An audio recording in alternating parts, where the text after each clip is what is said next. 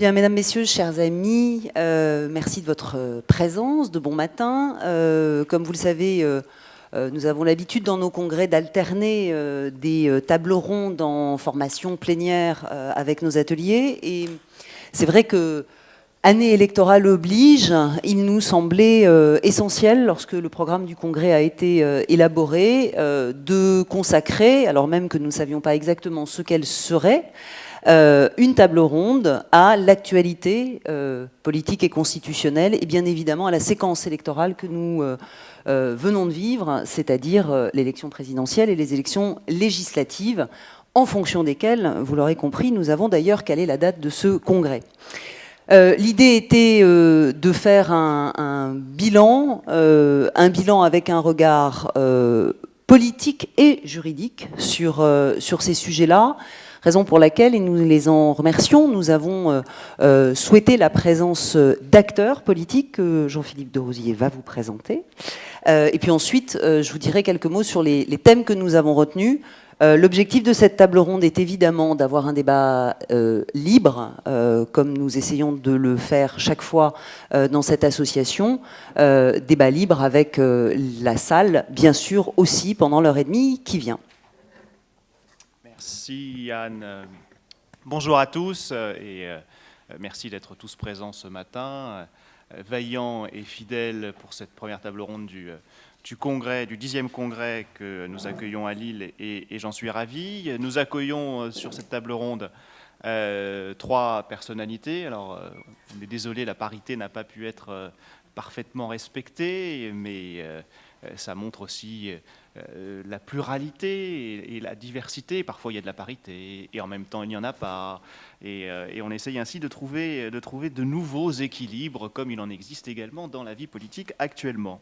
Alors, ont répondu présents ce matin pour cette table ronde et j'en suis très heureux. D'abord Patrick Kanner, que je remercie d'être parmi nous. Faut-il le présenter? Oui, en quelques mots, mais naturellement, l'université Lille 2 le connaît parfaitement, puisqu'il y a fait ses classes. Il est diplômé de l'université et au-delà, il a mené une brillante carrière politique d'élu local dans le Nord, allant jusqu'à présider le département avant de devenir ministre de la ville du gouvernement de Manuel Valls et aujourd'hui à nouveau simple mais fidèle conseiller départemental de l'opposition, tout à fait, avant peut-être de s'envoler vers d'autres horizons. Nous aurions dû accueillir également Xavier Bertrand, ancien ministre des Affaires sociales, et président de la région Hauts-de-France, qui nous prie de bien vouloir l'excuser, ce que nous faisons très volontiers, puisqu'il a une excuse parfaitement valable. Il a demandé au ministre de l'Intérieur Gérard Collomb, lequel a accepté de venir se déplacer à Calais ce matin. Et donc, évidemment, la politique a ses exigences. Il était contraint d'aller l'accueillir à Calais pour le déplacement du ministre. Nous accueillons également Jean-Pierre Mignard, qui est avocat à la Cour, au barreau de Paris, et qui est donc juriste, évidemment, et qui a présidé la haute autorité aux primaires, puis la haute autorité éthique des primaires citoyennes, ainsi qu'on les appelait, et du Parti socialiste, pour les primaires de 2011, donc non pas celles qui se sont déroulées dernièrement, mais celles qui s'étaient déroulées pour l'élection présidentielle de 2012, puis président la haute autorité éthique pendant presque tout le quinquennat. Et enfin... Pardon, excusez-moi. Je suis membre du comité politique de La République En Marche et président du comité éthique de La République En Marche, pour que il n'y ait pas d'ambiguïté. Tout à fait, pardon. C'est à ce titre-là, effectivement, qu'on avait souhaité que Jean-Pierre Mignard participe à cet échange. Merci de cette correction que dans mon empressement, j'allais oublier. J'étais en marche, mais je marchais trop vite. Et dernière personne que je suis heureux d'accueillir ce matin, Frédéric Mettezo, journaliste politique, chef du service politique à France Inter, qui nous apportera ses éclairages de journaliste sur tout ce dont nous allons parler, à savoir l'actualité politique et constitutionnelle, mais plus précisément cette année ces 2 années, entre 1 an et 2 ans, de folie élective que nous avons connue en France, des primaires aux élections législatives, en passant bien sûr par la présidentielle. Et c'est Anne qui va nous présenter ces 3 thèmes. Enfin, vous présentez ces 3 thèmes, évidemment non, d'abord parce que vous les connaissez parfaitement, simplement pour vous dire que nous avons souhaité articuler cette table ronde autour de 3 interrogations majeures, très larges, pour laisser la liberté de parole et de ton la plus importante possible à nos différents intervenants, parce que nous voulions en fait leur regard sur effectivement cette succession de 3 moments électoraux que nous avons connus. Le premier moment, celui des primaires successives, puisque nous en avons connu 3. La primaire écologiste qu'on a finalement un peu oubliée, puisque le candidat qui l'a emporté s'est finalement désisté au profit d'un autre candidat issu d'une autre primaire. La primaire ensuite chronologiquement de la droite et du centre, puis les primaires de la Belle Alliance Populaire, puisque c'est ainsi qu'elle se dénommait, et qui est donc la primaire de la gauche, du Parti Socialiste, avec une ouverture dans les 2 cas à d'autres formations politiques. La première série d'interrogations porte, parce qu'aujourd'hui on a un petit peu de recul, à la fois sur l'analyse de cette expérience des primaires, d'ailleurs avec un regard possible bien sûr aussi sur celle de 2011, dont le succès a largement contribué à ce que l'on reproduise l'exercice à la fin de l'année dernière, et au-delà même de l'observation de ce qui s'est passé, la deuxième série d'interrogations qui aujourd'hui est dans tous les esprits, c'est évidemment celle relative à l'avenir de ces primaires, compte tenu du fait... Nul ne l'aurait sans doute imaginé qu'aucun des candidats sélectionnés par ces exercices démocratiques, que pourtant chacun souhaitait, n'a finalement été au 2e tour de l'élection présidentielle, alors que l'on sait bien que c'était là le but clairement annoncé. Deuxième thématique, mais j'y reviendrai, que nous souhaitons aborder dans cette heure et demie ensemble, c'est évidemment l'élection présidentielle elle-même.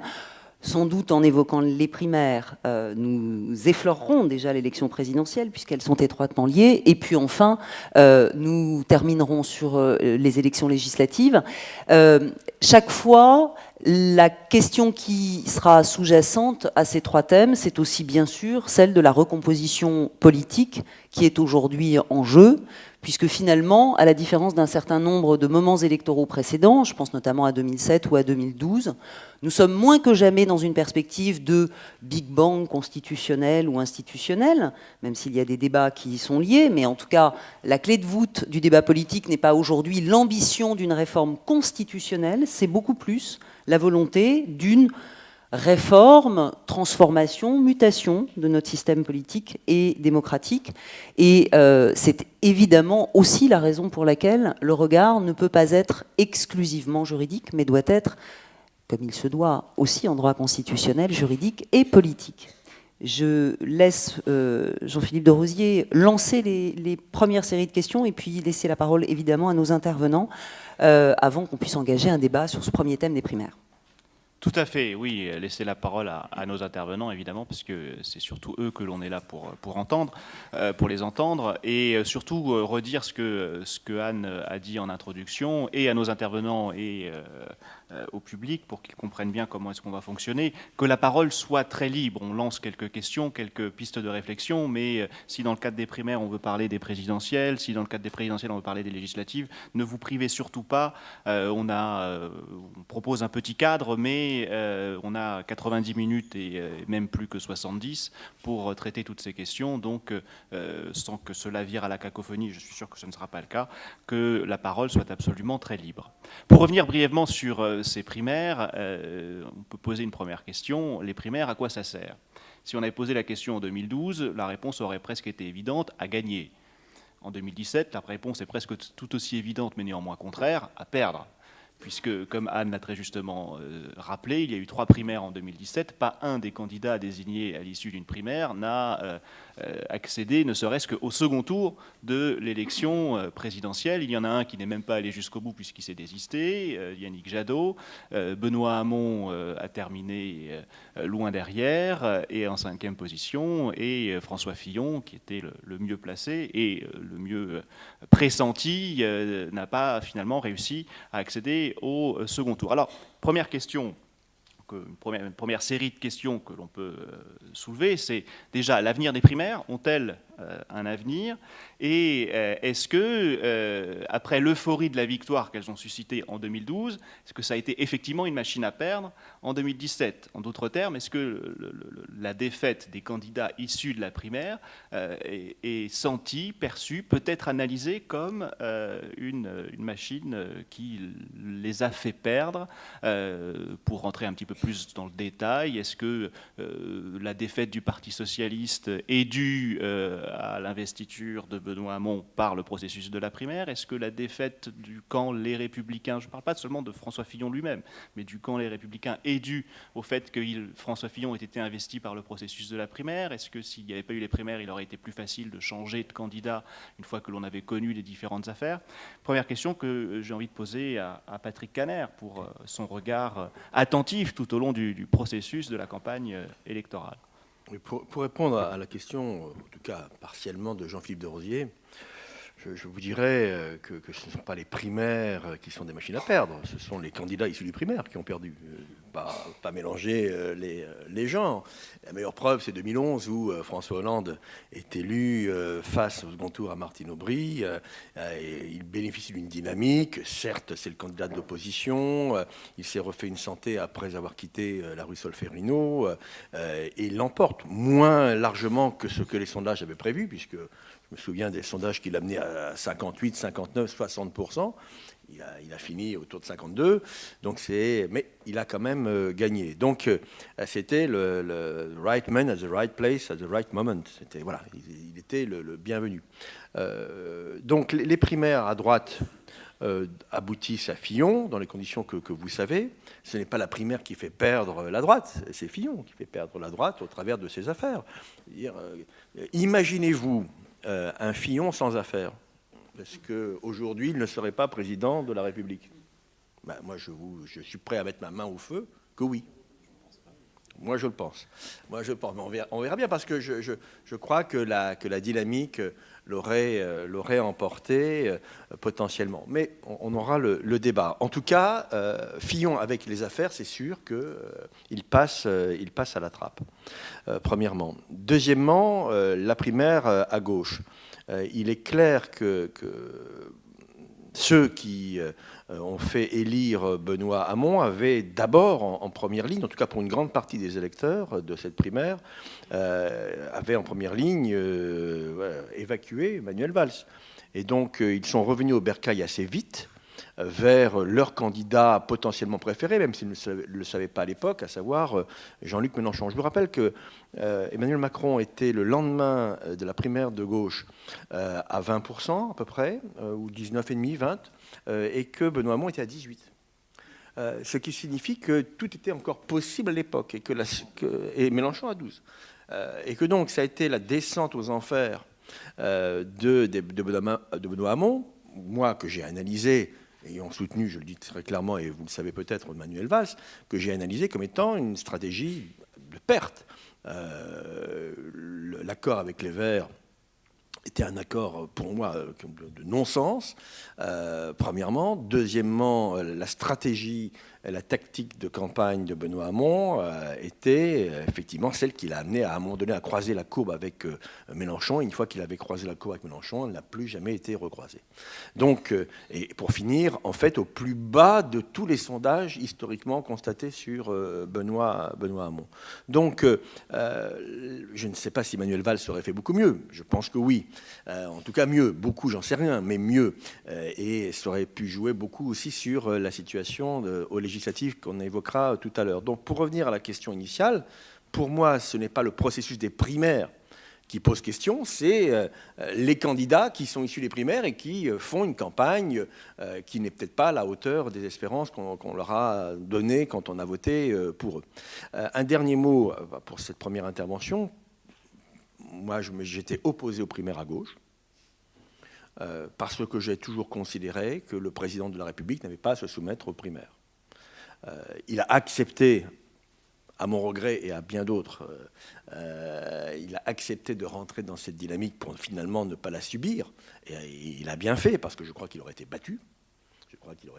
Et donc un président de la République battu 6 mois avant la fin de l'échéance, je ne sais pas comment ce gouvernement auquel j'appartenais aurait pu tenir, parce qu'on a quand même tenu jusqu'au bout avec Bernard Cazeneuve, donc dans le rôle de chef de musique pour l'orchestre que nous étions. François Hollande, je pense, n'aurait pas dû accepter la dynamique. Il a été convaincu. Il a été convaincu par différents ténors du Parti socialiste. Et finalement, la conséquence, c'est que personne n'a défendu le bilan. Personne n'a défendu le bilan. Bilan finalement qui commence à produire ses fruits peut-être bien trop tard. On le voit bien sur le plan économique aujourd'hui. Et c'est tant mieux pour la France, je le dis, c'est tant mieux pour Emmanuel Macron. C'est tant mieux pour le gouvernement, je l'ai tweeté il y a 2 jours. C'est bien que ce gouvernement, face au danger des populismes, quel qu'il soit, puisse partir sur de bonnes bases de travail. Mais j'aurais aimé que un candidat, le candidat de la gauche, puisse au moins défendre les avancées, même s'il y a eu aussi des échecs, et on pourra y revenir, du gouvernement. Donc c'est, pour moi, je le dis avec beaucoup de sincérité, et peut-être un petit peu de pathos dans la voix, c'est pour moi une meurtrissure de voir que dans cette campagne, le bilan est passé complètement à la trappe. Je ne sais pas si ça aurait été un élément de gagne potentiel. On ne gagne jamais une élection sur un bilan. On ne gagne que sur la perspective. Mais faire table rase d'un bilan qui finalement avait des aspects positifs, c'est intellectuellement quelque chose qui ne me satisfait pas. J'avais dit à Benoît Hamon, je ne te demande pas de te mettre dans les pas de François Hollande, mais au moins de ne pas en effacer les traces. Ce que j'avais résumé sous l'expression dans le JDD, les preuves d'amour que j'attends encore de la part de l'intéressé. Merci beaucoup pour ce premier regard et je note cet premier élément pour la discussion, sans doute, c'est-à-dire la question de la présence d'un président de la République parmi les candidats potentiels à une primaire, ce qui évidemment n'est pas neutre. Et je me tourne maintenant vers Jean-Pierre Mignard pour avoir sa propre perception de cette primaire, puisqu'il soutenait cette année un candidat qui, lui, avait d'emblée fait le choix de ne pas participer à la dite primaire. Oui, merci Anne, merci, bonjour à tous. Bonjour. Oui, j'ai en effet soutenu un candidat qui avait décidé résolument de ne pas participer à la primaire, après avoir été président de la haute autorité de la primaire socialiste en 2011. Mais c'est intéressant, c'est pas parce que j'ai changé d'avis, c'est parce que les primaires ne sont pas inscrites dans la lettre constitutionnelle, premièrement. Et deuxièmement, faut-il savoir d'où elles viennent? Elles viennent de l'inexorable dégradation des partis politiques institutionnels. J'ai soutenu Ségolène Royal en 2006. Déjà, le Parti socialiste n'allait pas bien, mais je veux dire aussi ce que je pense effectivement de l'UMP, parce qu'il y a sur ce point un parallélisme des symptômes. Il avait fallu créer 2 collèges, déjà 2 collèges. Imaginez d'ailleurs dans notre histoire politique ce que peut bien signifier l'histoire des 2 collèges, les adhérents qui votaient, qui étaient de pleine cotisation et des adhérents de moindre cotisation, et les 2 collèges pouvaient déjà désigner le candidat. Ce qui montrait quand même déjà une situation malaisée à l'intérieur du Parti socialiste. Ça s'est terminé comme ça s'est terminé, c'est-à-dire que si cette primaire a été organisée, c'est débat parce qu'il y avait déjà des divergences de personnes et des divergences de choix politiques. N'oubliez pas, même si c'est passé un peu inaperçu, que quelques jours avant le second tour, Ségolène Royal proposait déjà à François Bayrou d'être son Premier ministre. Ce qui faisait qu'un certain nombre de membres du Parti socialiste disaient « hérésie, horresco referens, c'est inacceptable, nous rompons là avec l'histoire de l'union de la gauche ». Cette crise, que j'estime d'abord être une crise de représentativité, de pertinence de représentativité des partis politiques, a continué pour le Parti socialiste avec le congrès qui s'est d'ailleurs déroulé à Lille, de sinistre mémoire, non pas cette ville qui est magnifique, mais le congrès lui-même, qui a rappelé un autre congrès de sinistre mémoire du Parti socialiste, qui était cette fois-ci à Rennes, pardon aux Lillois et pardon aux Bretons. Il a fallu effectivement, nous étions là sur ce point, au bord de la saisine du juge civil. Je me souviens d'une intervention que nous fîmes avec Manuel Valls à 3 ou 4 heures du matin devant le siège de campagne de Ségolène Royal, où s'évoquait déjà la question de la saisine du juge civil sur des questions de non-sincérité des opérations de vote, chaque camp d'ailleurs étant habitué à battre sa coulpe sur la poitrine de l'autre. Donc sur ce point, nous n'allons pas remettre le couvert. C'était déjà, en effet, la dégradation des relations internes du Parti socialiste. Alors il y a une primaire. Cette primaire se passe plutôt bien. Pourquoi ? Parce que le pouvoir, on le sent, est gagnable. Alors il est exact que pour les partis politiques, lorsque le pouvoir s'approche, quelquefois, les divergences idéologiques peuvent se gommer, car finalement, il n'y a à l'intérieur du parti politique jamais vraiment de vaincu. Le vainqueur, qui serait président, n'oubliera peut-être pas les vaincus de la primaire qui seront quand même dans le bloc de gouvernement. François Hollande l'emporte, mais néanmoins, Martine Aubry, qui était premier secrétaire du Parti socialiste, avait déjà fait procéder à la désignation de candidats aux élections législatives qui étaient sur une ligne politique, car nous faisons de la politique, sur une ligne politique qui n'était pas, au fond, celle de François Hollande, qui se retrouve élu avec une majorité parlementaire qui ne partage pas les choix politiques qui sont les siens. Son tempérament, sa personnalité vont faire le reste, peut-être. Mais à l'origine, il y a bien déjà un divorce que les constitutionnalistes peuvent apprécier entre une majorité qui semble avoir la même couleur que l'exécutif, mais qui n'en partage pas les orientations profondes. On connaît la suite. Les primaires ont donc été utilisées par le Parti socialiste précisément parce que le pouvoir était là, mais ne l'oublions pas, parce qu'après le congrès de Lille, le parti se révélait incapable de procéder à des choix en son sein qui aient quelque crédibilité que ce soit aux yeux de l'opinion, y compris, pardonnez-moi, sur la question des formes, et sur même la question du respect des formes licites de la consultation des personnes. Et je me souviens bien, quand même, pour y avoir beaucoup participé, puisque j'ai présidé cette haute autorité, et ça, c'est des éléments que les sociologues de la politique peuvent effectivement offrir en présent aux constitutionnalistes, c'est que nous avons estimé que le fait de faire venir des millions d'électeurs à la choix du candidat était le meilleur moyen de faire en sorte que les urnes soient correctement remplies. Car nous pensions que ce qu'il était possible de faire entre membres d'un même parti, c'est-à-dire de mal faire, devenait impossible dès lors qu'on demandait aux électeurs par millions de venir. En fait, les électeurs du Parti socialiste étaient, toutes tendances confondues, convoqués pour être les gardiens de l'éthique et de la sincérité du scrutin. Ça, c'est tout à fait majeur. Je fais le parallélisme avec le parti des Républicains à l'époque, qui s'appelait l'UMP. Les désignations du secrétaire général ou du président ont donné lieu à un caravansérail qui était en tout point identique à celui que l'on a pu connaître après le congrès de Lille du Parti socialiste pour la désignation des premiers secrétaires entre Ségolène Royal et Martine Aubry. Donc, c'est quoi ? Nous avons donc affaire à des partis politiques qui ne sont plus capables de trouver en eux-mêmes les ressources humaines et, j'allais dire, les ressources éthiques qui leur permettent de se conduire comme il convient devant le corps électoral. Et ceci, déjà pour des divergences de personnalité, mais ne psychologisons pas à l'extrait, pour des raisons de ligne politique qui étaient devenues de plus en plus contradictoires, voire incompatibles. Si les deux partis ont connu les profondes divisions qui sont les leurs, et même si les Républicains ont perdu à la suite d'une primaire qui, sur le plan, merci Anne, a été sur le plan de la règle, remarquable, et c'était quand même pas inutile, parce que même si je ne votais pas pour les Républicains, c'était important que les Républicains, et sur la forme du moins, soient impeccables, parce que c'était quand même, ça concourait à la défense du patrimoine démocratique, c'était indéniable. Mais néanmoins, on a bien vu que les divergences entre la candidature d'Alain Juppé et celle de François Fillon étaient abyssales. Donc à un moment donné, il faut se ressaisir et dire, est-ce que ces deux partis politiques, tels qu'ils avaient été constitués dans leur histoire, dans leur matrice, avaient l'un et l'autre, étaient aujourd'hui l'un et l'autre en capacité d'avoir une offre politique, comme l'on dit, pour parler comme la langue du marché, qui soit cohérente, etc.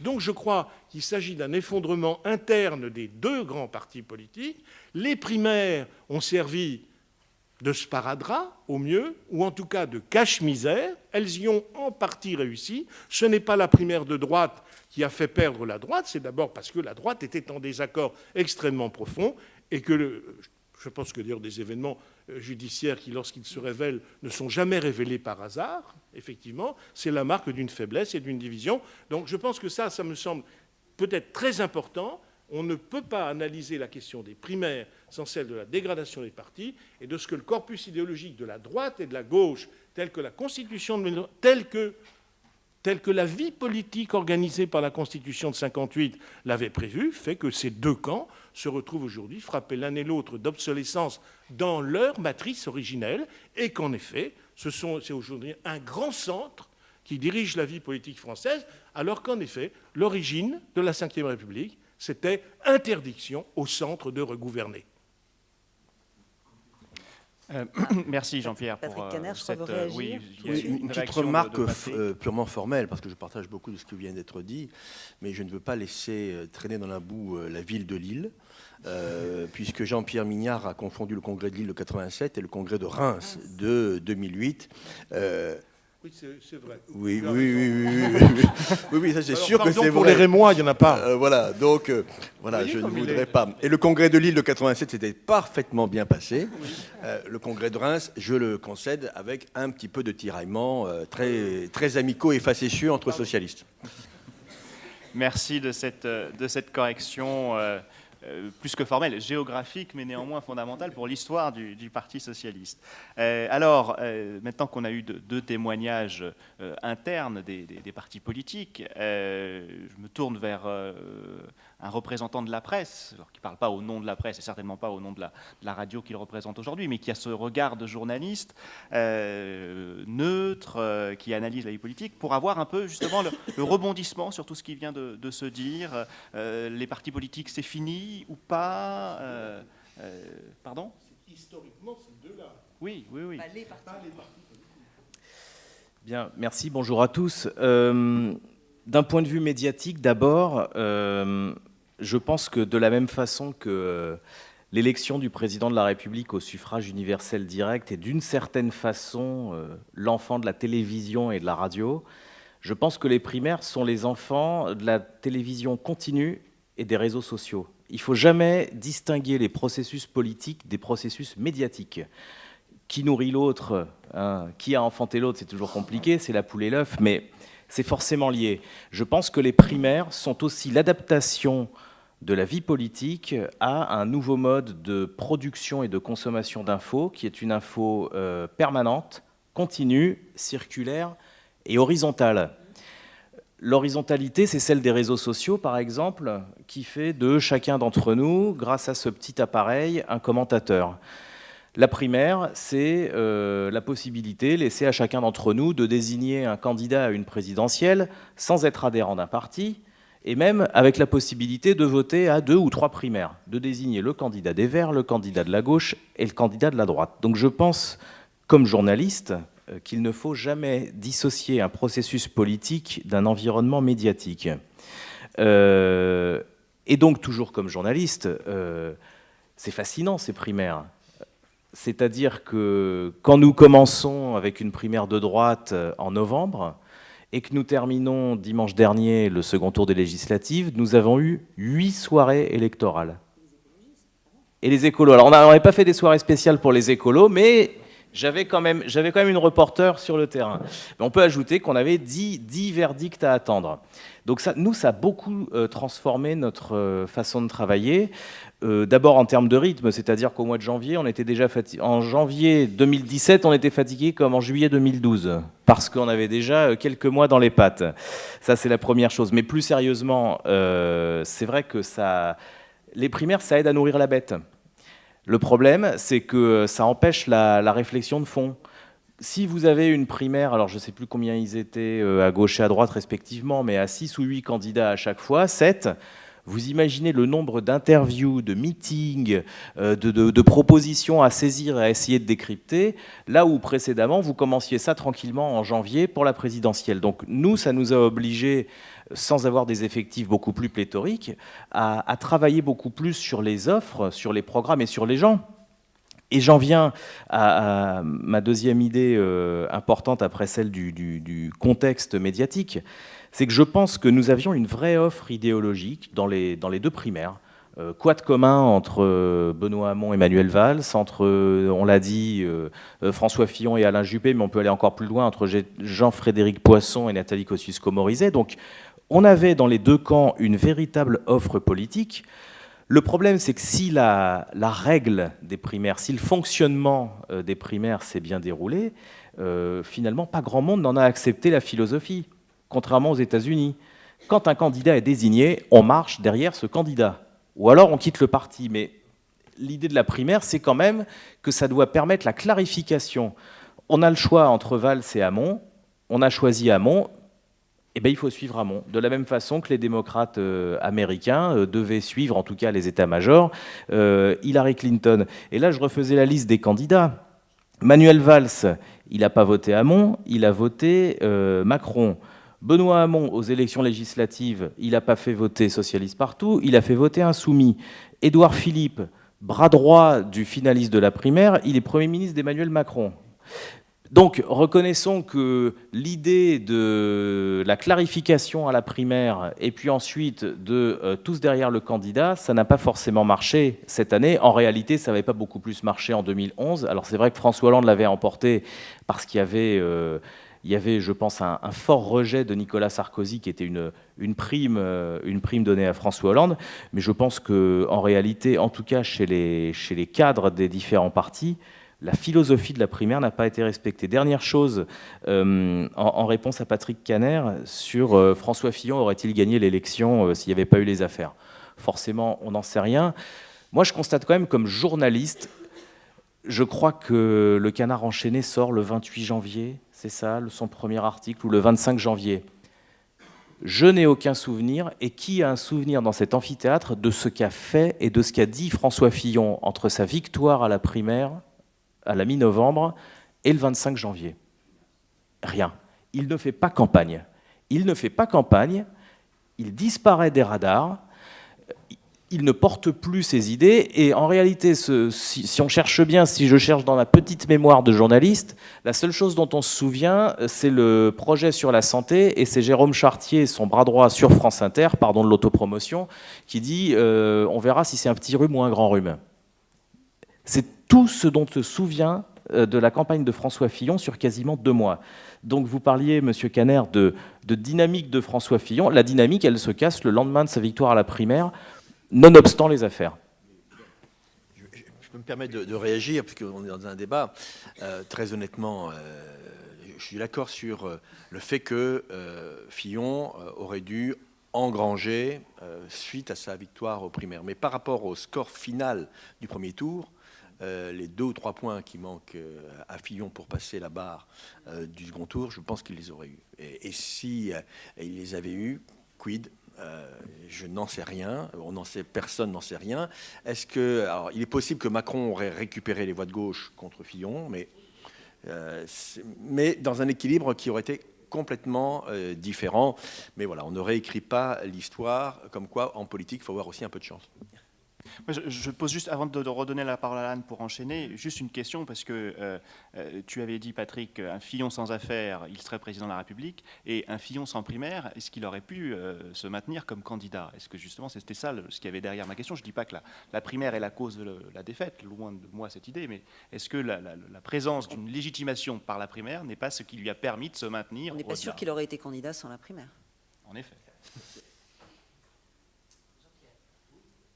La philosophie des primaires, d'abord, les adhérents des partis ne marchent pas au sifflet, ce n'est quand même pas des bataillons régimentaires qui vont oublier les divergences de la primaire pour ensuite se reporter comme un seul homme ou une seule femme pour le candidat qui a été désigné. C'est un temps qui a disparu.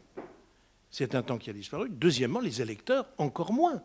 Je ne suis pas du tout convaincu qu'un grand nombre d'électeurs républicains ayant soutenu Alain Juppé, aurait voté de manière engagée et définitive pour François Fillon, car les divergences étaient majeures. Et ce qui s'est passé pour le Parti socialiste, c'était exactement la même chose. Je n'imaginais pas, pour quand même bien les connaître, et bien connaître ce parti, je n'imaginais pas une seconde que ni Benoît Hamon aurait soutenu Manuel Valls, que ni Manuel Valls aurait soutenu, et leurs partisans et les électeurs. Ce n'est pas la même ligne politique. Il va bien falloir un jour qu'on se mette dans l'idée, dans un pays très politique, que les gens font des choix d'orientation, et ce n'étaient pas les mêmes. Je vous assure, ce n'est pas les mêmes. Un certain nombre d'électeurs socialistes entre Alain Juppé et Benoît Hamon auraient choisi Alain Juppé, notamment par effectivement les orientations européennes qui étaient les siennes. Enfin, nous ne sommes plus dans cette situation effectivement où, de manière disciplinaire, en tout cas plus disciplinée, les électeurs suivent, ils choisissent. Nous avons quitté le temps de la France politique au menu, nous sommes rentrés dans le temps de la France politique à la carte. En tout cas, je souhaite bien du plaisir à Jean-Pierre Mignard, mon ancien partenaire du Parti socialiste.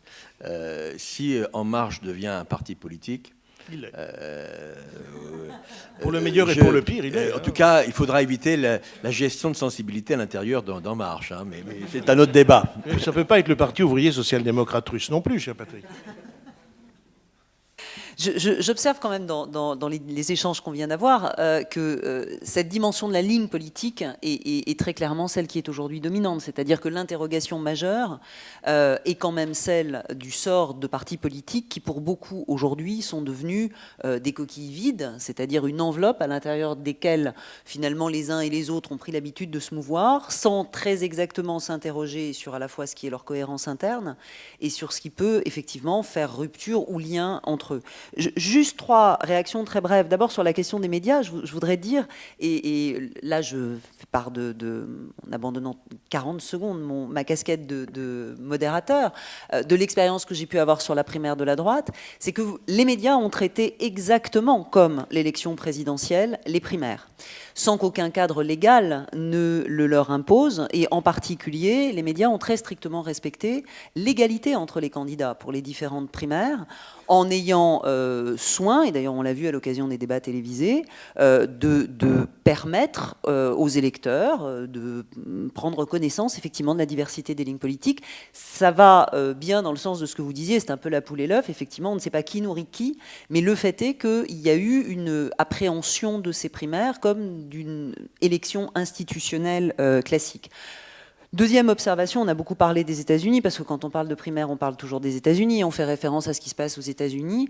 Moi, j'aime toujours à rappeler que, évidemment, ça n'a rien à voir, parce que c'est une séquence beaucoup plus longue aux États-Unis, les primaires, et que tout ça se fait aussi avec un système d'élimination progressive des candidats, puisque l'organisation se fait au niveau des États fédérés, et que, finalement, le simple fait que nos primaires soient, enfin, je dis nos primaires, comme si c'était aujourd'hui une réalité figée, mais que les primaires que nous avons connues soient en fait le décalque de l'élection présidentielle, en modifie aussi la perception et peut-être les travers de l'élection présidentielle, à laquelle, par ailleurs, je reste attachée, se retrouve-t-il dans la primaire. Et puis juste une dernière chose, avant qu'on passe au thème suivant, mais bien sûr, le débat va avoir lieu, je vous rassure, sur la question du vainqueur des primaires.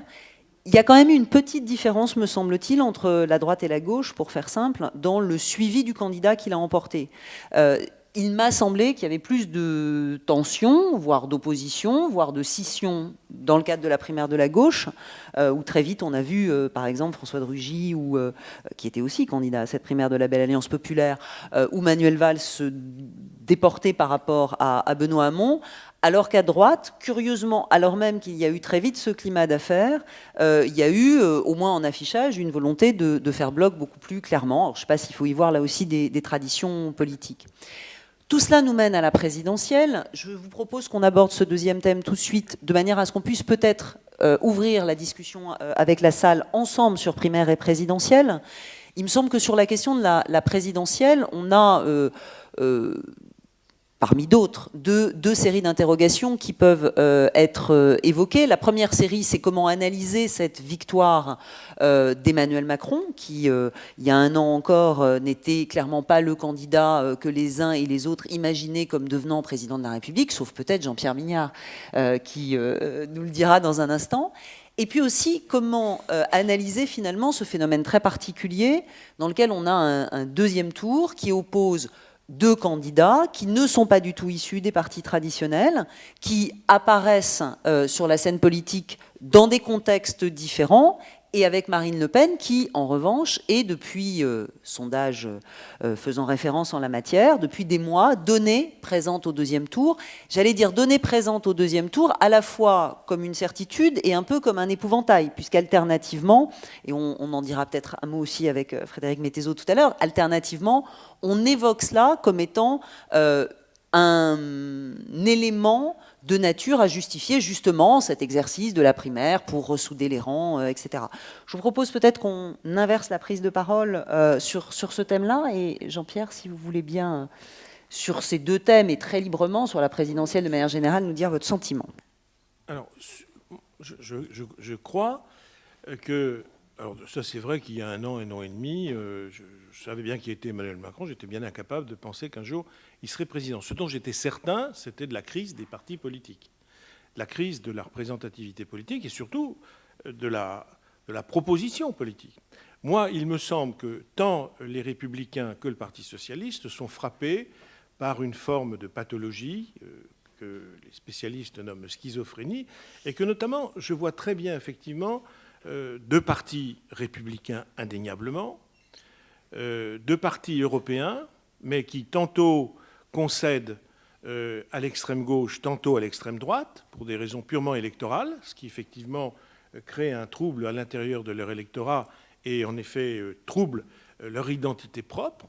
C'est le premier élément de déstabilisation, mais je ne suis pas psychiatre, et encore moins psychiatre des groupes sociaux, des groupes politiques. Deuxième point, l'Europe, bien évidemment, deux partis européens qui vivent de manière adultère leur relation à l'Europe. On est le jour ce qu'on n'est pas la nuit. On est le jour avec le Conseil des ministres européens, ou le contraire, d'ailleurs, plutôt la nuit, puisqu'on se cache, et le jour, on professe la vertu en disant qu'on n'a pas du tout à aller voir ces gens-là, et que, souverainement, la France doit s'assumer et ne pas craindre ce que, par ailleurs, elle décide en mutualité avec les autres.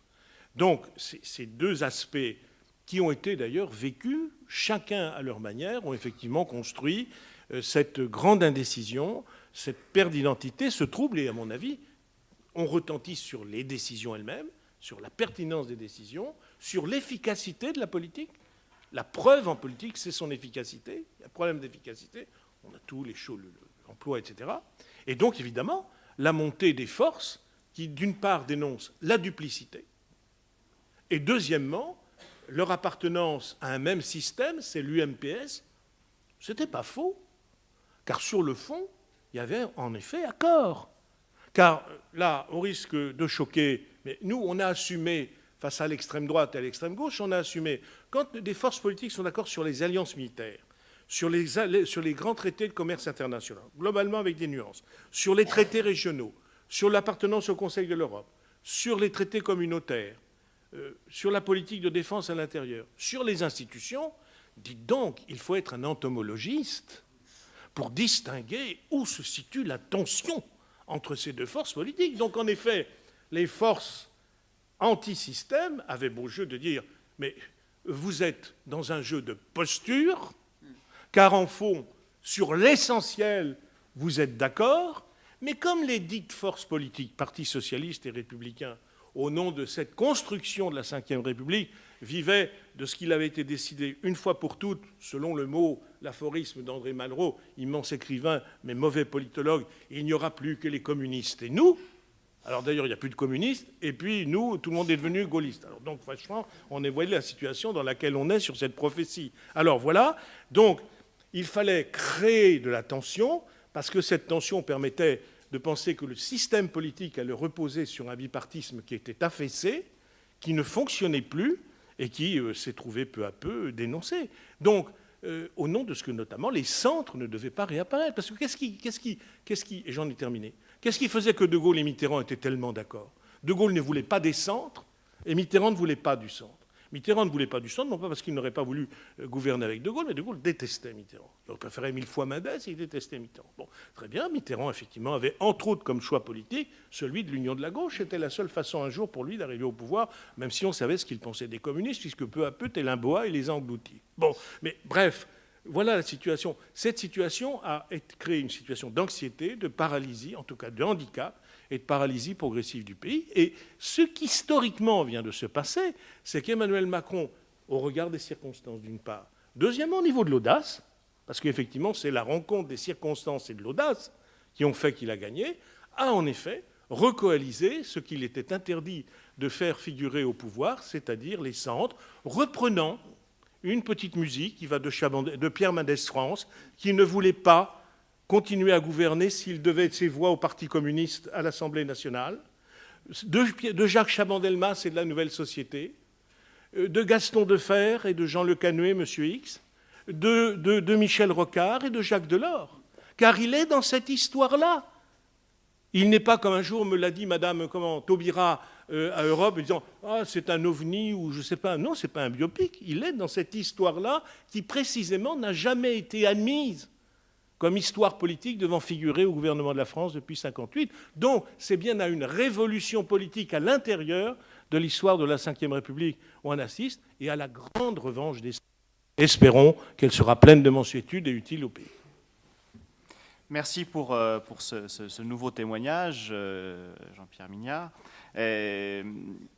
Ce qui est signalé là est très intéressant, et c'est effectivement la révolution de cette élection présidentielle. En France, on ne gagne pas une élection présidentielle au centre, même si on la gagne toujours avec le centre. Et là, 2017 vient inverser la chose. Alors, je me tourne vers Patrick Kanner et Frédéric Mettezo pour avoir leur regard sur cela.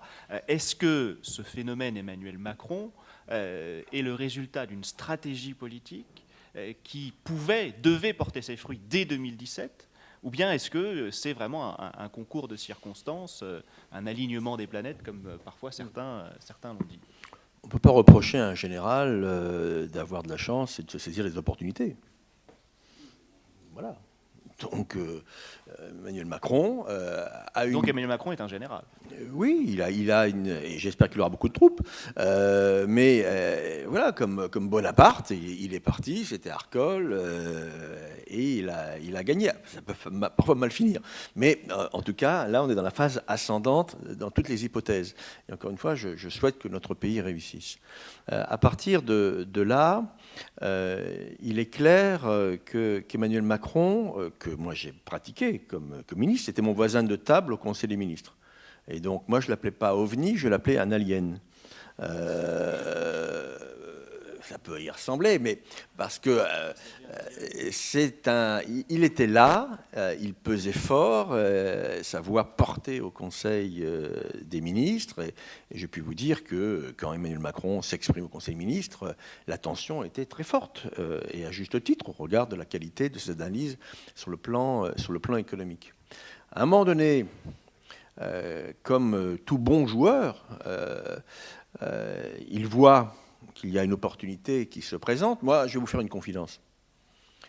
Étant proche de lui, et vraiment amicalement proche de lui, mais avec mes vieux réflexes de vieux con en politique, voilà, passant les strates les unes après les autres, adjoint au maire de Pierre Mauroy, adjoint au maire de Martine Aubry, conseiller départemental, premier vice-président du Conseil général du Nord, président du Conseil général du Nord, on m'appelle, je rentre au gouvernement. Bon, voilà, c'est parcours qui d'ailleurs, je ne dis pas mérite le respect, mais mérite en tout cas l'intérêt. C'est le parcours d'un méritocrate qui, fils d'immigrés polonais fuyant l'Allemagne nazie, qui se retrouve ministre de la République. La République permet ça aussi, et j'en suis fier. Mais ce n'est pas le parcours d'Emmanuel. Je lui avais dit à Emmanuel, mais tu sais... si la droite revient au pouvoir en 2017, il faut que tu existes politiquement. Il faut que tu existes politiquement. Et il faut que tu t'enracines sur un territoire. Avec mes vieux réflexes. Je peux le dire, puisque cela a été évoqué dans différents organes de presse. Et je lui dis, mais tu sais, moi, il y a un territoire qui me fait peur en France, c'est le bassin minier. 5 députés sur 8 du Front National sont issus du bassin minier, Nord-Pas-de-Calais. Et je dis, voilà, pour cette population-là, ce qu'il faut, c'est un espoir, une nouvelle image, une jeunesse, une reconnaissance. Et je sais qu'il y a des députés socialistes du bassin minier qui ne veulent pas se représenter. Et comme à un moment donné, Jack Lang avait pu le faire à Boulogne-sur-Mer, toi qui es du Pas-de-Calais, en tout cas très proche et électeur du Pas-de-Calais, même si il est vrai que le bassin minier, c'est pas tout à fait le Touquet, je suis prêt à t'aider, à t'implanter, à te trouver une circonscription dans le bassin minier pour redonner espoir à ce territoire, encore une fois. Il était intéressé, a réfléchi, je l'ai évoqué à plusieurs reprises. Il ne m'a jamais vraiment répondu. Je comprends pourquoi maintenant. Parce que, comme une sorte de joueur, je parlais de joueur de Monopoly, Emmanuel a voulu passer de la case départ à la rue de la Paix sans passer par la Villette. Et il a réussi. Il aurait pu échouer. Mais il a réussi. Et donc, il faut intégrer aussi cette dimension, plus la presse qui l'a beaucoup aidé, enfin le nombre de premières pages de presse. Donc, à un moment donné, c'était la coqueluche médiatique, mais il a transformé ce que certains avaient appelé une bulle médiatique en réalité politique. Donc, je dis chapeau l'artiste. Moi, je reconnais chapeau l'artiste. Après, il faut que cela dure. Et c'est l'épreuve de la durée, maintenant, va se pencher sur Emmanuel Macron et son action. Mais il est vrai que c'est un phénomène qui nous a échappé. Moi, en tout cas, ça m'a complètement échappé. Moi, j'avais, je vous dis, imaginé un parcours linéaire, peut-être plus court que le mien en tant que tel, mais construit à partir de racines profondes. Donc, effectivement, quelque chose a changé dans notre paysage politique. Homme providentiel ou pas, nous le verrons. César ou pas, nous le verrons. Jupiter ou pas, nous le verrons. Tous les termes qui circulent autour d'Emmanuel Macron.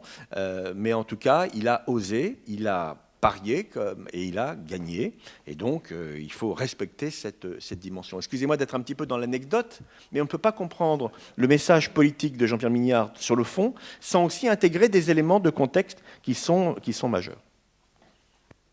Merci beaucoup. Alors, on va procéder de la même manière que tout à l'heure. En même temps, je regarde, c'est absolument passionnant, mais je vois le public qui est en train de se dire qu'il souhaite pouvoir poser des questions. Donc, on va. Oui, non, mais c'était pas uniquement destiné à vous. C'est aussi qu'on va peut-être lancer la discussion et intégrer dans la discussion, si tout le monde en est d'accord, la question des législatives ensuite.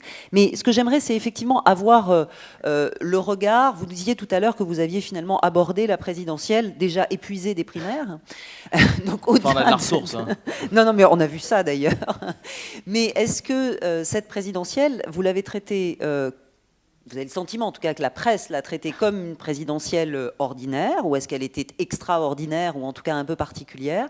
J'ajoute que tout le monde l'a à l'esprit ici, bien sûr, les règles applicables au traitement médiatique des candidats à la présidentielle avaient également changé. On se souvient qu'on est même allé jusqu'à avoir un candidat à la présidentielle qui a saisi les juges pour faire constater qu'il avait été exclu d'un débat. Bref, tout ça donne aussi une tonalité un peu différente à ce débat politique, puisque la prise en compte de la représentativité des candidats et notamment des sondages était plus présente que jamais. Donc, je vous laisse nous dire votre regard sur tout cela. Quelque chose d'important, je vais tout de suite répondre à vos questions, c'est que la nouveauté de cette présidentielle, c'est la défiance, voire l'agressivité d'un certain nombre de candidats par rapport à nous. Précédemment, c'était l'apanage de l'extrême droite. Ça l'est toujours, mais on a vu, disons-le, Jean-Luc Mélenchon prendre très vivement à partie les journalistes, et malheureusement, les cadres et les militants suivent. François Fillon également. Jean-Christophe Cambadélis également, pas Benoît Hamon, il faut le souligner. Parmi les principaux candidats, ceux chez qui on était bien reçus, c'était Emmanuel Macron et Benoît Hamon. Je pense qu'il faut le dire parce que ça, c'est une vraie nouveauté. Quand on a un problème à faire passer son message, on s'en prend au messager. Deuxième chose, sur la nouveauté Macron, je ne sais pas si la presse a aidé Emmanuel Macron. Après, oui, on ne va pas se raconter d'histoire. La presse aime toujours ce qui est nouveau. Et quand on a ce système de lessiveuse que je décrivais tout à l'heure, des réseaux sociaux et de l'info continue, Même quelqu'un comme Manuel Valls apparaissait comme quelqu'un de complètement ancien, de vu, déjà vu, re-revu. Emmanuel Macron, c'est le quart d'heure warolien, donc il est nouveau et forcément il intéresse. Ensuite, pour répondre aux questions d'Anne Levade, est-ce que la presse a bien traité cette présidentielle? Je ne peux pas parler de toute la presse parce que c'est vaste, c'est divers. Je vais vous expliquer comment nous, à France Inter, on a souhaité la traiter. On a décidé de s'intéresser à deux choses en particulier, hormis le suivi classique, c'est-à-dire on fait les meetings, on fait les interviews politiques. On s'est dit que nous ne faisions pas assez de programmatique. On a décidé sur France Inter d'accorder 2 minutes tous les matins dans le journal de 8 heures. C'était votre serviteur qui en était chargé, de prendre un point précis. Et pendant 2 mois, on disait, voilà ce que proposent les candidats sur l'Union européenne, sur le contrat de travail, sur les relations avec la Syrie. 2 minutes, ça paraît pas beaucoup quand on est dans un débat ici où on prend le temps d'exposer les choses. 2 minutes à 8 heures sur France Inter, qui est le quart d'heure le plus écouté de France, c'est énorme. C'était notre premier choix. Deuxième choix, et là c'est quelque chose qu'on a retenu de la couverture de l'élection américaine. Tous nos reporters qui ont sillonné les États-Unis, qui sont allés dans l'Ohio, qui sont allés en Pennsylvanie, qui sont allés dans le Colorado. Moi j'ai des copains, des copines qui me disaient c'est effrayant, mais je pense que Trump va passer. Quand on était à New York, avec des universitaires américains francophones, c'est-à-dire représentatifs d'une pensée politique, hein, c'est ceux qui vont voir Woody Allen jouer de la clarinette le jeudi soir, ceux-là vous disaient qu'Hillary Clinton allait gagner. Donc on s'est dit, attention, ne tombons pas dans les mêmes erreurs, et faisons avec la France ce qu'on fait avec les États-Unis. Allons sillonner la France, que les reporters aillent voir la France. Quand vous êtes aux États-Unis, vous faites un reportage sur le parvis d'une station-service. C'est sympa, ça fait des bonnes images, ça fait du bon son. Et ben on va faire la même chose en France. Et ça nous a permis de prendre le pouls d'une France qu'on a essayé de restituer le plus fidèlement possible sur France Inter. On pouvait plus se contenter du débat politique classique, même s'il y en a eu beaucoup. Preuve que ça a marché, en tout cas pour nous, France Inter est plus écoutée que jamais. Et globalement, j'ai 2 chiffres à vous indiquer.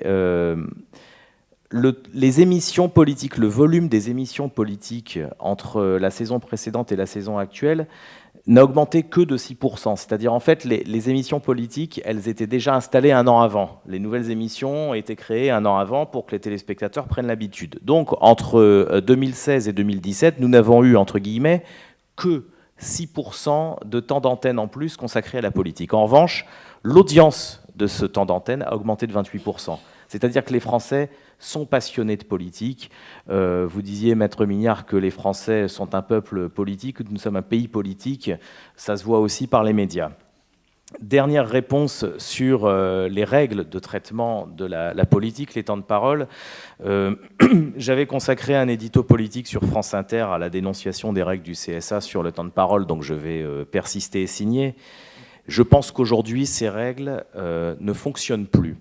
Quand nous avions, il y a 20, 30 ans, 3 chaînes de télé et 4 grandes radios, et le bipartisme, pour faire simple, c'était possible.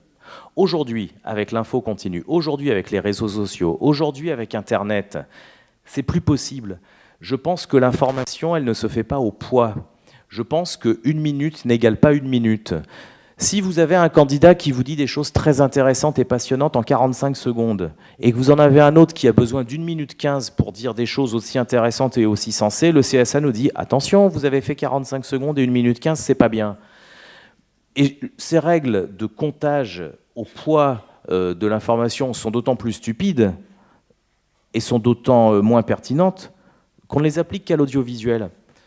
Pourquoi on ne demande pas à La Voix du Nord, aux Parisiens, au Figaro, de minuter leurs articles, de comptabiliser leurs articles. Ah, vous avez fait 1000 signes sur François Fillon, vous allez faire 1000 signes sur Emmanuel Macron et 1000 signes sur Benoît Hamon.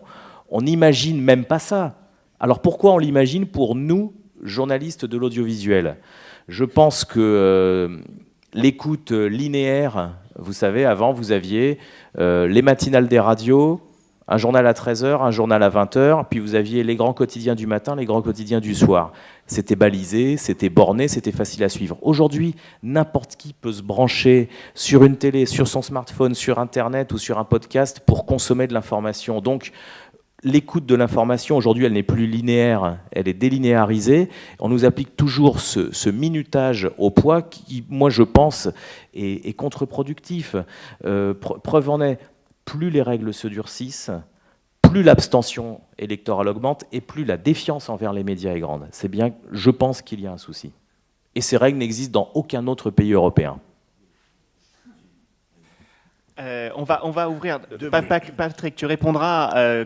On va prendre quelques discussions et je t'assure qu'on a encore plein de questions à soulever. Je suis sûr que tu vas pouvoir réagir à tout ça.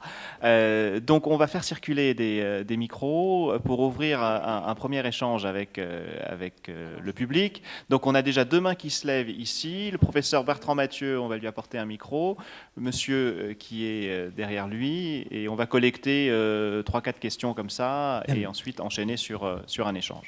Oui, moi je voulais revenir d'abord sur en effet que les primaires sont quand même un grand révélateur de ce qu'il existe des clivages nouveaux, que les partis ne se sont pas reconstruits avec ces clivages et qu'en fait les anciens clivages ne correspondent plus à une réalité et les primaires en sont probablement, vous l'avez dit, le révélateur parce que chacun arrive avec une analyse qui finalement est très différente de ses concurrents. Moi, ce qui me conduit à m'interroger, mais on est entre les deux, c'est imaginons, et je crois que c'est M. Kanner qui l'a dit, imaginons qu'il y ait une primaire chez République En Marche dans quelques années. Est-ce qu'on ne risque pas aussi de voir exploser un conglomérat qui ne correspond pas non plus à une unité totale. Et ça serait d'autant plus inquiétant qu'il n'y a pas le résultat des courses, c'est que tout nouveau, tout beau, bien sûr. Alors on contemple les ruines d'un vieux monde, mais je crois qu'on s'interroge peut-être pas assez, mais je ne sais pas, il y a une question sur le débat parce que c'est pas le moment, mais on ne s'interroge peut-être pas assez sur la fragilité de la nouvelle construction. Cette fragilité, elle est double. Elle tient déjà au résultat de l'élection, mais elle tient surtout au fait qu'il n'y a plus aujourd'hui d'alternance envisageable à l'heure où nous sommes. Et ça, je crois que c'est un vrai problème. Si on ne peut tous que souhaiter le succès de la France, mais imaginons que ce gouvernement et cette majorité échouent, qui à la place? Jusqu'à présent, on savait. Le nouveau saut dans l'inconnu, me semble-t-il, est celui-ci. La deuxième remarque que je voulais faire, c'est quand même, il y a eu quand même quelque chose de nouveau dans cette campagne dont on n'a pas parlé et qui me paraît moins important, c'est le rôle joué par les juges, par la justice. Et on en voit encore les échos aujourd'hui, ça continue. Et avec cette caisse de résonance médiatique, je ne veux pas dire, mais vous ne pouvez pas non plus, les journalistes comme les juges, vous ne pouvez pas non plus reprocher aux hommes politiques une certaine agressivité lorsque les juges ou les journalistes ont parfois une certaine agressivité à l'égard des hommes politiques. Il y a une égalité dans ce domaine. Et je veux dire, les juges, je parle des juges, que je crois que c'est essentiellement eux que ça concerne, les juges sont d'une susceptibilité extraordinaire lorsqu'on les met en cause, mais eux peuvent mettre en cause les hommes politiques, je ne parle pas sur le terrain juridictionnel, mais sur d'autres terrains, par exemple en critiquant leur politique, sans que ça pose problème. Donc je crois qu'il y a un nouvel équilibre aussi entre la justice et la politique qui est en train de se créer, bon ou mauvais, à travers ce mouvement général qu'on a décrit. Merci beaucoup. Effectivement, pendant que le micro circule, je rajoute une interrogation qui est il a osé, il a parié, il a osé, ça a marché, il a une majorité. La question, c'est jusqu'à quand? Pendant combien de temps est-ce que les vieux clivages ne vont pas ressurgir à un moment donné? Alors, monsieur, vous avez le micro. Présentez-vous, s'il vous plaît, brièvement. Oui. Et ensuite, posez Bonjour, votre question. Joseph Dumont, responsable Espace Vert. Donc j'ai une petite question. Est-ce que les anciens partis, fortement attachés à notre 5e Constitution, n'ont-ils pas détruit l'esprit de celle-ci par l'instauration du quinquennat et puis ensuite par celle des primaires? Merci. Merci. On va collecter encore une ou deux autres questions. Alors, il y en a une ici, monsieur. Également, présentez-vous, s'il vous plaît. Oui, bonjour, merci. Antoine Ploux, doctorant à l'Université de Bordeaux et à l'Université catholique de Louvain. J'aurais une remarque et peut-être une question à Monsieur Métézeau. Les primaires ont une contradiction, il me semble, dans un double processus qui est, pendant les primaires, on va diviser, on va montrer sa personnalité, ses propres idées, pour, dans un premier temps, après avoir été désigné, rassembler. Ça me semble une contradiction fondamentale du principe des primaires qu'on affiche. La désignation du candidat implique nécessairement, il me semble, de montrer ses propres idées, sa spécificité, mais la spécificité des primaires est de le faire en public, devant les électeurs, et d'appeler les électeurs eux-mêmes et les sympathisants à procéder à cette désignation. N'y aurait-il pas peut-être un problème de temporalité, c'est-à-dire que les primaires, vous l'avez dit, l'élection présidentielle, d'une certaine manière, a duré de novembre à mai. Les partis n'auraient-ils pas intérêt à repousser les primaires, à avancer les primaires, c'est-à-dire à désigner leur candidat, par exemple, 1 an ou 1 an et demi avant le scrutin, ce qui aurait pour effet de diviser très longtemps avant le scrutin et de permettre d'avoir 1 an pour rassembler et pour consolider sa famille politique, au risque de la voir peut-être se fracturer encore davantage si c'est trop long avant le scrutin. Merci, monsieur. Merci. Alors, est-ce qu'il y a peut-être une dernière question? Alors, Michel Verpeau. Oui, merci. Un mot sur la Ve République. Ce qui vient de se passer montre que la Ve République est très, très vivante et que précisément c'est un dialogue entre le peuple et un candidat, un peu comme le souhaitait le général de Gaulle. Sur la question du quinquennat, je suis assez d'accord avec vous, mais peut-être comme c'est en lien avec les élections législatives, on ne va peut-être pas évoquer la question parce que le quinquennat, c'est une chose, mais c'est aussi la question de l'inversion du calendrier, donc je pense que vous allez en parler. Libre d'en parler, parce que comme le temps tournant. Oui. Non, c'est simplement pour dire que plus important encore que le quinquennat, c'est la question de l'inversion du calendrier qui est tout à fait essentielle et qui fait que ce qu'on a vu, c'est-à-dire que les élections législatives donnent le sentiment de ne servir strictement à rien. Mais bon, ça, je ne veux pas faire parler les morts, mais quelqu'un qui n'est plus là dirait non pas l'inversion, mais le rétablissement. Le rétablissement du calendrier. Dernière chose, sur la question des primaires, la comparaison avec les États-Unis ne vaut absolument pas, je pense. Pour des tas de raisons. D'abord, celle qu'Anne Levade a rappelé, le fait que c'est un système très éclaté aux États-Unis, avec État par État, avec un système effectivement d'élimination, ce qui n'est pas le cas du tout de la France. Et puis aux États-Unis, les primaires sont en quelque sorte intégrées dans la vie politique. Dans le système français, si ma mémoire est bonne, c'est-à-dire en remontant jusqu'à 2011, eh bien, les primaires sont faites pour ne pas désigner le chef du parti. Alors en 2007, comme ça a été rappelé, la situation du Parti socialiste était tellement compliquée et tellement éclatée qu'on ne savait pas très bien quel était le chef. Et donc on fait une primaire qui débouche sur un résultat assez particulier avec une majorité considérable pour quelqu'un qui va pas gagner. En 2011, en fait, précisément, c'est un candidat qui n'était pas le chef du parti qui ressort. Et puis pour la droite, on fait une primaire pour que Sarkozy ne soit pas candidat, me semble-t-il. Et à gauche, alors c'est tellement plus compliqué qu'on ne sait pas. Mais il y a le système des primaires me paraît destiné à dynamiter de l'intérieur le candidat, entre guillemets, naturel du parti. Est-ce qu'on a une autre question dans la salle ? Madame, peut-être une dernière question et puis on fait une série de réponses. Je ne suis pas complètement d'accord. Je pense que sur le candidat naturel, je pense que s'il y a un vrai, entre guillemets, candidat naturel, la question de la primaire ne se pose pas.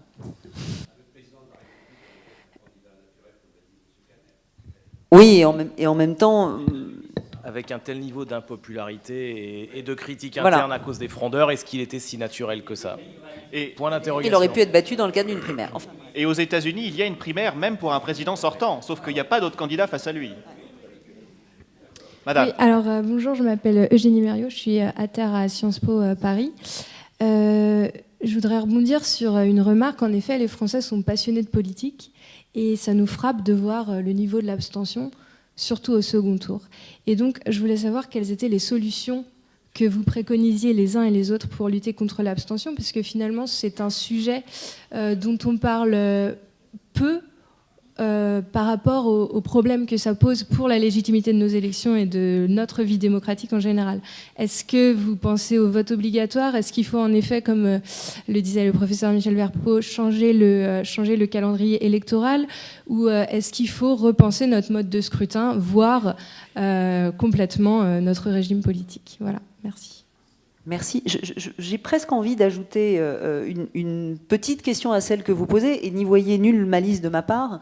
Je m'interroge beaucoup aussi sur l'effet combiné des sondages et des médias, ou du traitement médiatique des sondages sur ce niveau d'abstention.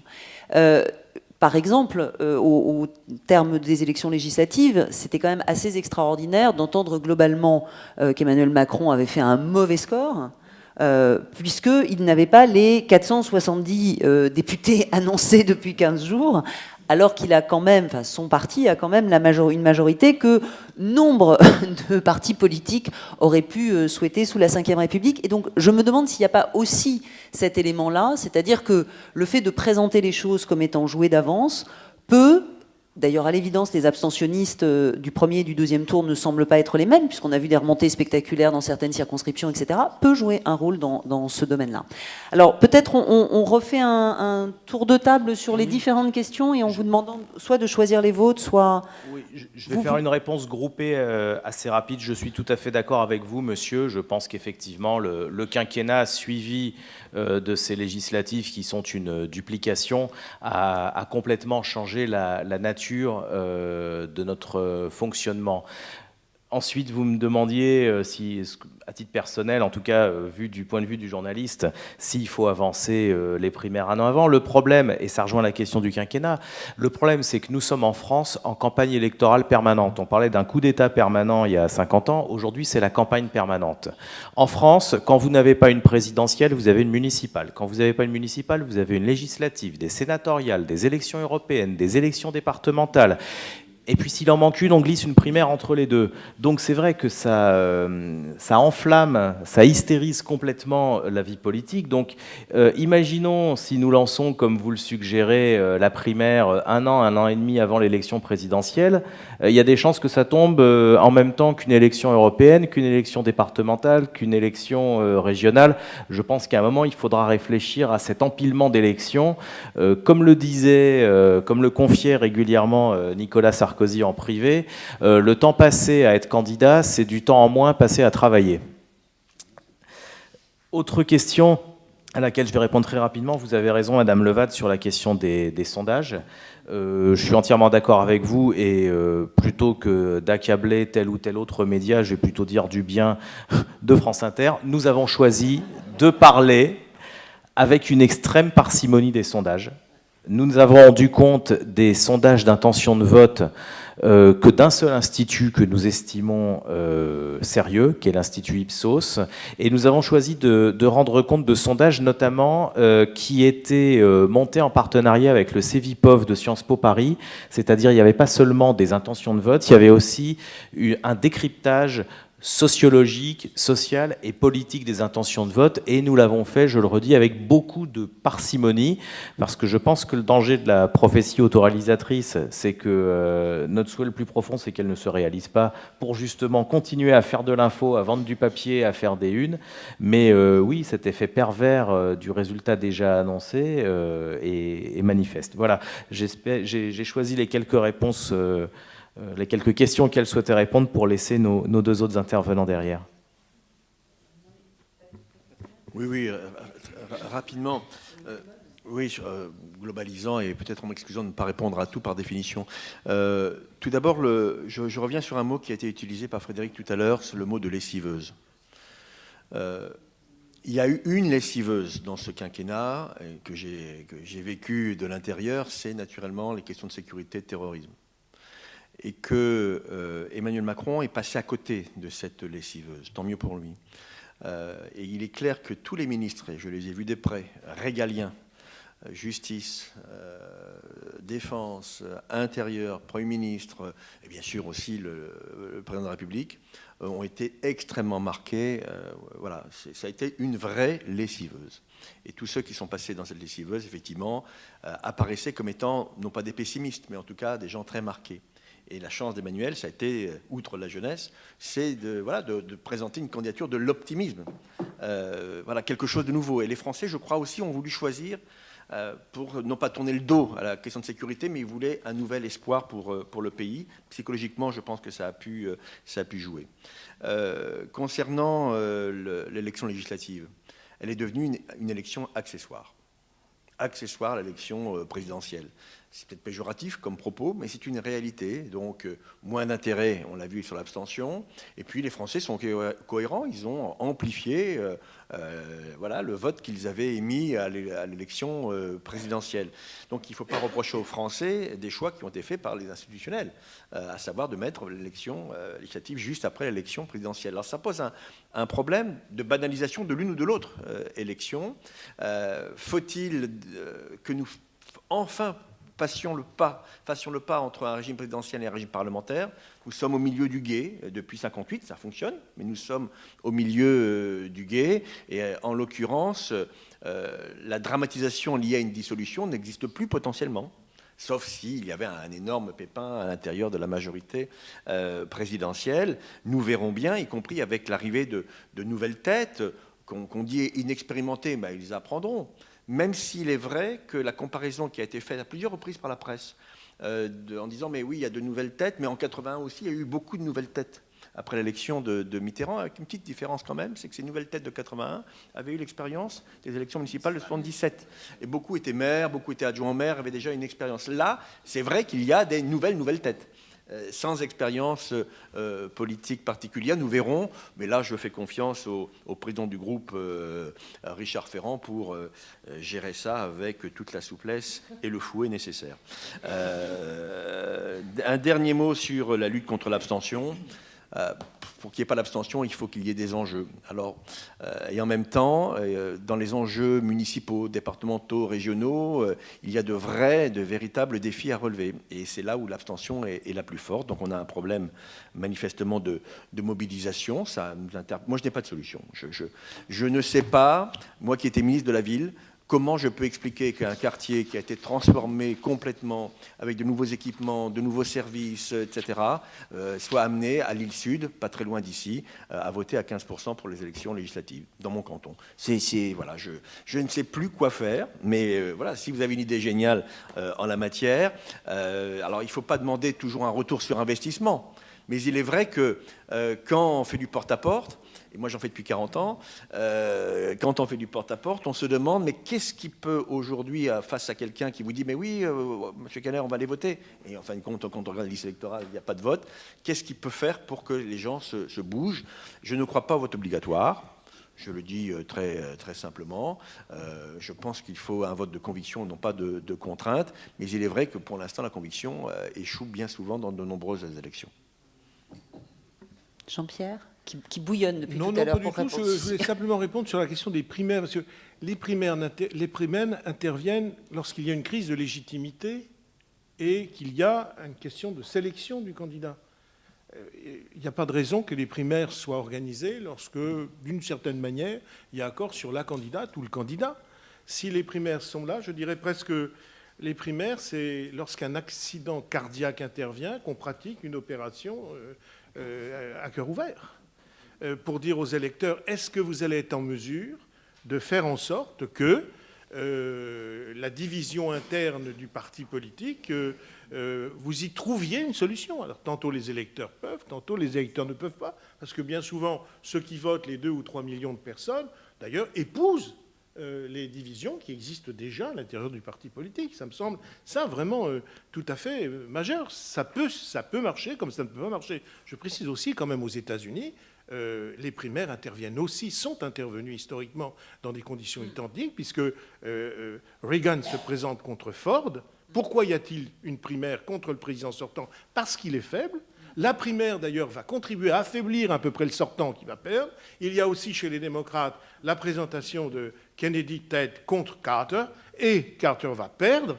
Il était faible, c'est pour ça que la primaire est organisée, et Kennedy contribue effectivement à le faire battre définitivement. Donc, c'est pas vrai. On a sur ce point des analogies qui montrent bien que les primaires avec deux candidats, c'est quand il y a une crise de légitimité. Cette crise de légitimité est une crise de légitimité politique, c'est la première chose. Deuxième point, sur est-ce que, c'était la question que vous posiez justement, est-ce que cette nouvelle organisation politique on verra si elle va elle-même. Est-ce que les vieux clivages vont réapparaître? Les vieux clivages vont réapparaître si République En Marche devient une vieille formation.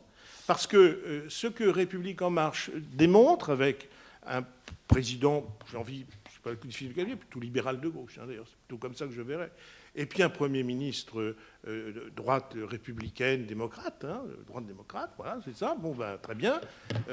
C'est quoi? C'est ce que faisaient de manière cachée les sociodémocrates et les démocrates chrétiens qui géraient l'Europe. C'est-à-dire que, qu'est-ce qui se passe? Pourquoi les partis politiques institutionnels connaissent cette crise? C'est qu'ils construisaient l'Europe ensemble, c'est-à-dire les deux grandes forces politiques, dont d'ailleurs, je dirais, Helmut Kohl, mais Jacques Delors était la figure iconique. Pourquoi est-ce que les sondages étaient si importants pour Jacques Delors en 1992? C'est parce que les Français, encore une fois, les Français, sur un plan politique, considérait qu'il était celui qui pouvait en effet faire converger. Je me souviens, enfin quand même, Jacques Barrot et François Bayrou faisaient sans arrêt la procession de Bruxelles comme d'autres Saint-Jacques de Compostelle pour lui dire, etc. Jacques Delors disait, oui, mais voulez-vous me soutenir au premier tour, parce que je ne veux pas être prisonnier des socialistes. Alors il disait, président, c'est quand même un peu beaucoup de demander, au deuxième tour c'est sûr, mais au premier tour, il était très exigeant. Je me souviens qu'on se réunissait chez Michel Barzac avec François Hollande, je vous donne des scoops, vous voyez, avec François Hollande, Michel Barzac, François Léotard, Delalande, Devedjian, pour savoir comment cette partie... Ben oui, vous êtes content, France Inter.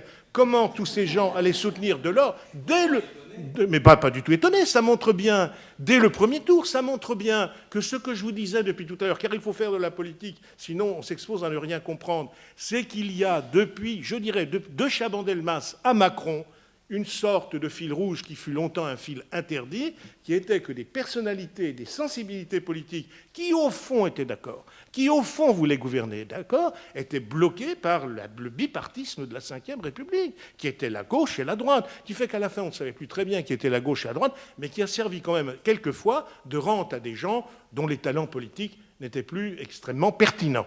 Voilà, donc c'est ce système qui explose, c'est ce système dont les Français ont dit non. Maintenant, l'abstention, il faut effectivement que la République En Marche fasse ses preuves et que d'ailleurs elle ait une pratique institutionnelle très ouverte sur les autres forces politiques du Parlement, parce que c'est précisément quand on est très fort qu'on doit faire très attention à ceux qui sont plus faibles. C'est là où l'on est déjà jugé. Là, il y a une bonne éthique des institutions qu'il faudra vérifier.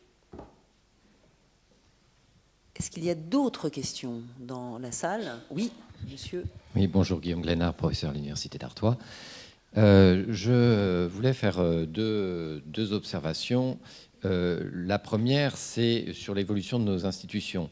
Il y a une question que je me pose, compte tenu du contexte, c'est est-ce que finalement, la Ve République, qui était effectivement un régime bipartisan avec une opposition marquée entre la droite et la gauche, est-ce que la démocratie, notre Ve République ne pourrait pas évoluer vers une démocratie de concordance, un peu avec ce qui existe en Scandinavie, en Suisse, en Allemagne également. Et finalement, avec cette clarification permettrait de dire, bah, écoutez, on est d'accord, et si on est d'accord, on gouverne ensemble, au-delà de nos sensibilités. Donc il y aura toujours plusieurs partis, mais qui gouverneront ensemble. Et c'est vrai qu'on voit qu'En Marche, bon, la majorité absolue à l'Assemblée, donc peut gouverner seule.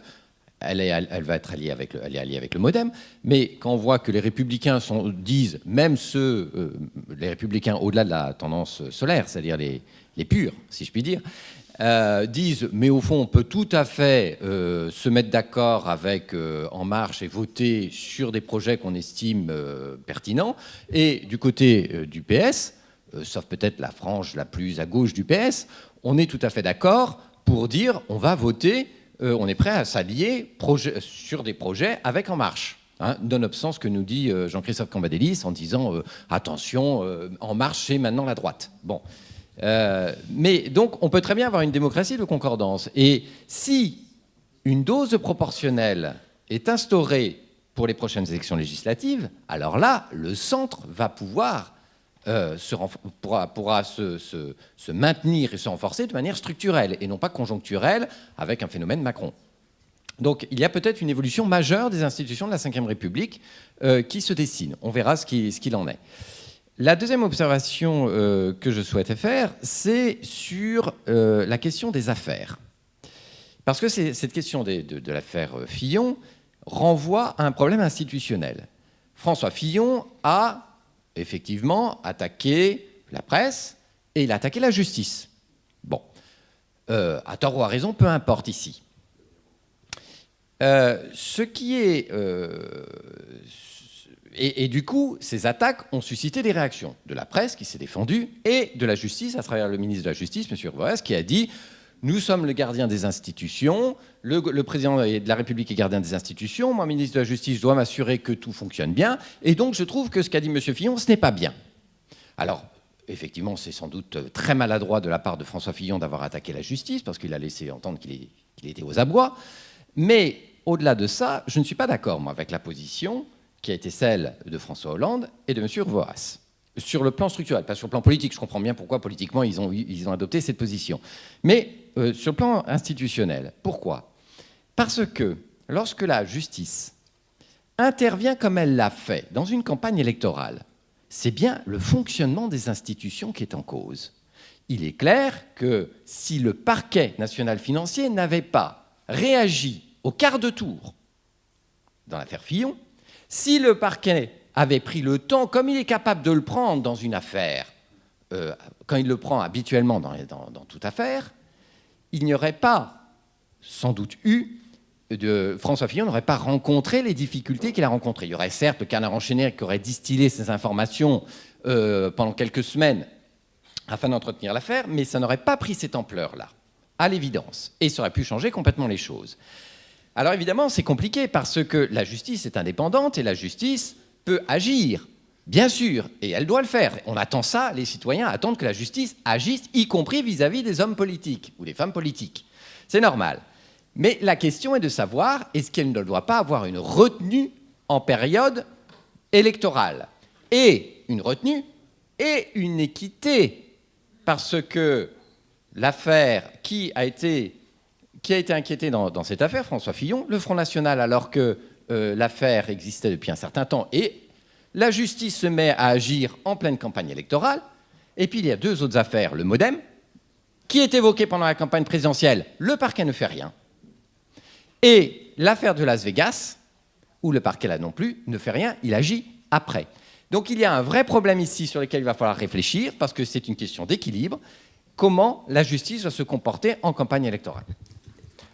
Merci beaucoup.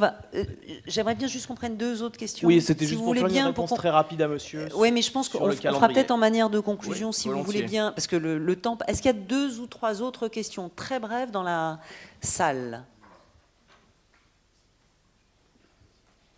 Non ? M'inquiète. Oui, monsieur Favoletto. Florian Savonito, maître de conférence à l'Université de Bordeaux. Alors je vais dire conseil constitutionnel parce qu'on ne l'a pas encore dit. Et c'est assez rare dans une journée de l'AFDC. Quels ont été les effets des décisions du Conseil constitutionnel, notamment la QPC En Marche à l'égard du temps de parole des partis politiques qui sont représentés à l'Assemblée nationale et non représentés à l'Assemblée nationale? Est-ce que ça a eu un effet sur la campagne? Et également, quels ont été les effets de la loi organique qui a été adoptée sous les observations du Conseil constitutionnel et qui a été validée concernant l'élection présidentielle, notamment en ce qui concerne l'équité du temps d'antenne et du temps de parole, et également la fermeture des bureaux de vote, etc. Je vous remercie. Merci beaucoup. Plus d'autres questions. Ce que je vous propose, c'est que je vais demander à nos intervenants très brièvement, parce qu'on est tenu malheureusement par les horaires, de bien vouloir donner leur vision en même temps qu'une conclusion sur les dernières questions qui viennent d'être évoquées. c'est-à-dire à la fois sur la question qui vient d'être posée par Florian Savonito, mais aussi sur la première série d'observations sur les affaires et ces éléments juges et politiques aussi qu'on vient d'évoquer. Jean-Pierre, et votre regard sur le Conseil constitutionnel a renvoyé au Conseil d'État qui, d'ailleurs, sur ce point, effectivement, fait des recommandations au CSA aux fins de pouvoir libéraliser le temps d'antenne. Donc ça s'est fait par un jeu entre les deux, l'institution d'une part et la juridiction, même si j'espère un jour on aura une cour constitutionnelle. Donc, et sur la question des affaires, question délicate, parce que si la justice n'intervient pas, on va dire qu'elle est complaisante. Deuxièmement, on peut aussi poser un contre-argument qui est important. Une justice qui n'intervient pas alors que la rumeur, le soupçon enfle et constamment distillé pose en effet une vraie question. Donc le parquet, prenant la décision d'une enquête préliminaire, dit on va enquêter sur ce qui se passe. Et c'est seulement ensuite que nous avons une information judiciaire avec les statuts de témoins assistés et puis d'ailleurs la mise en examen. À ce sujet d'ailleurs, sur la présomption d'innocence, une fois pour toutes, il y a peut-être sans doute des pénalistes ici, quand même la présomption d'innocence est présentée par un certain nombre de responsables politiques comme une remise de décoration. Je suis présumé innocent. Personne ici, je crois, s'il n'est mis en examen, n'est présumé innocent. Nous ne sommes pas ici des présumés innocents, sauf malheureusement l'une ou l'autre, peut-être, et je ne le souhaite pas, qui a été mis en examen. Donc il n'y a pas de présomption d'innocence au regard de l'enquête préliminaire. Donc le parquet fait ce qu'il doit faire, car sinon, il s'expose à la critique. Que voulez-vous faire d'autre? C'est extrêmement compliqué. Et en plus, faudrait-il attendre alors que le candidat mis en cause soit élu pour que le soupçon continue et que l'on dise d'ailleurs que la justice, par anticipation, ne s'est pas voulue indépendante en protégeant le sort ou le statut d'un futur élu? C'est impossible à gérer. Donc on n'a le choix qu'entre des inconvénients. Et à mon avis, le moindre des inconvénients, c'est de dire on va enquêter. Je sais, c'est summa ius, summa ignoria peut-être, mais que voulez-vous? Merci. Alors on va donner la parole à Frédéric Mettezo, puis à Patrick Caner. Oui, sur la question du travail de la justice, d'abord sur le MODEM, le parquet s'était saisi avant le second tour de l'élection présidentielle. L'enquête préliminaire a été lancée. En revanche, le parquet a été particulièrement vigilant puisque ça n'est pas arrivé jusqu'aux oreilles de médias pourtant généralement assez bien informés. Donc l'enquête avait été lancée. Deuxième chose, est-ce que, alors certes, le candidat à la présidence de la République est quelqu'un de très important, mais est-ce que parce qu'il est engagé dans un processus très important, il faut ce que vous appelez une suspension ou une pause? Imaginons que un candidat ou une candidate soit arrêté en état d'ivresse et qu'il ait renversé un gamin, on va dire « Ah oui, mais c'est l'élection présidentielle, donc on va attendre ». Alors que c'est bien plus grave. Non, tous les délits tous les délits supposés doivent être scannés et l'enquête doit avoir lieu. Et je pense même qu'il faut que ça ait lieu avant l'élection, parce qu'après, c'est un hypothétique président de la République qui, 1, sera soupçonné pendant 5 ans, et 2, grâce à, pour le coup, son immunité totale, il ne pourra pas faire l'objet de la moindre enquête. Donc il vaut mieux que ça se passe avant qu'après, et attendons de voir ce que donne l'affaire François Fillon. Je pense qu'il vaut mieux que le Sofitel de New York ait eu lieu avant l'élection présidentielle, plutôt qu'un jour où un hypothétique président Strauss-Kahn aurait été à l'Assemblée générale des Nations Unies et fasse ça en étant président de la République. Donc il vaut mieux prévenir que souffrir après.